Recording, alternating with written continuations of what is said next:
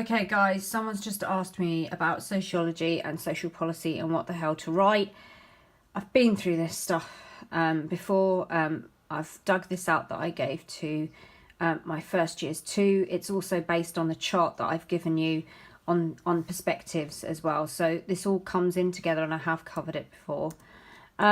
Basically, a social problem. So going back to social problem is something or a piece of social behaviour that causes friction, causes private misery, and a collective action to solve it. So something in the country or something's going wrong, you've got to try and solve this problem.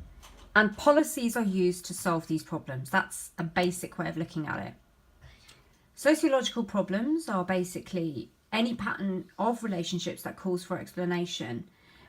So people together, what's going on, like domestic violence, antisocial behaviour. These are all sort of patterns, relationships that cause issues.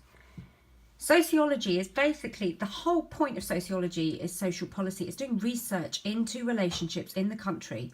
Sociology is needed in knowledge for its own sake to explain problems. However, many sociologists are interested in solving social problems and, for example, poverty, and you need to advise the government on these sorts of things so they can create policies around them. Social policies or government policies are those areas of policy created by the government that are geared towards dealing with these issues. For example, education, health, family, crime. So social policies are really there to deal with issues and problems. Research and policy. Sociology reveals patterns and problems in researching society. Quantitative data shows trends and quantities, so you use that to try and do sociological research to create policies. Qualitative data gives us experiences and reasons, and that also contributes to the development of policy. And either of these can help to identify areas and social issues that you might want to create policy on, or the governments might want to create policy on.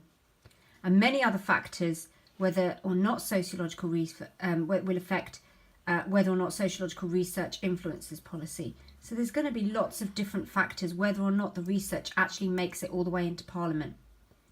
And these factors are electoral popularity.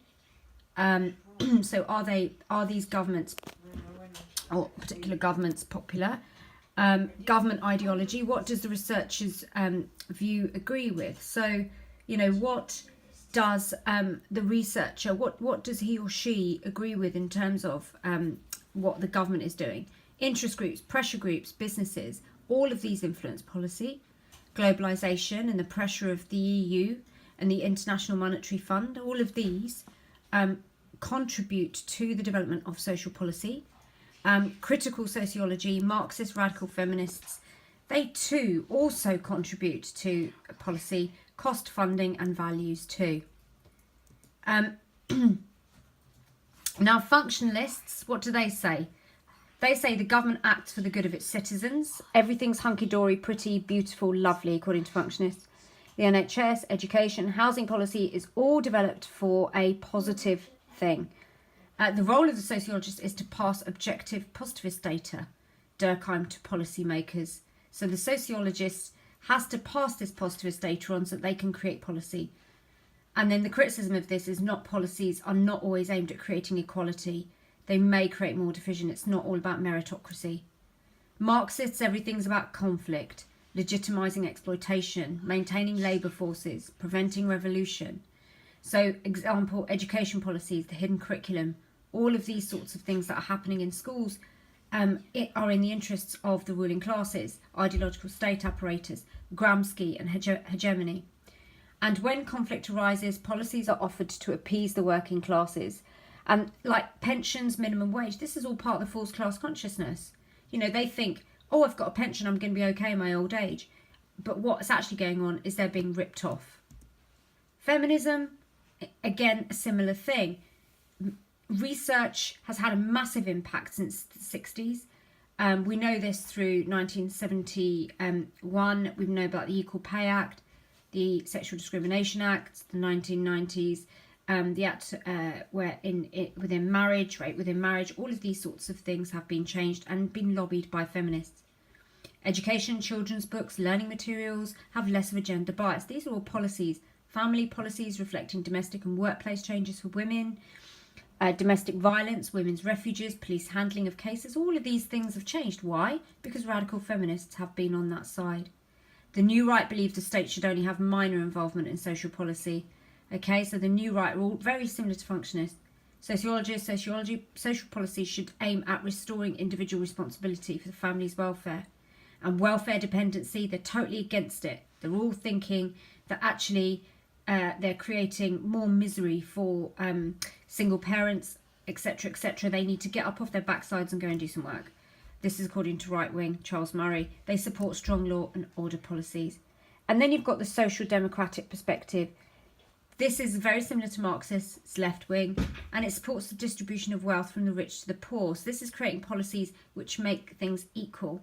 Townsend did this, recommendations for high benefits. There's something called the Black Report, talking about recommendations to overcome health inequalities. Halsey talked about mobility studies, evaluating the effectiveness of educational policy, and criticisms. Marxists believe the problem is still there, for example, capitalism. And then Macpherson Inquiry, Black Report, Beveridge Report and Swan Report. I'm just going to put up in your Google Classroom an article that just goes over this very, very quickly for you. Postmodernists see no role for sociology in the realm of social policy, making as sociology should merely exist to give individuals an understanding of their own personal lives within a social context. So sociology is really about individuals. It's really about being woo out there. Postmodernists see, globalization as being an inherent part of this.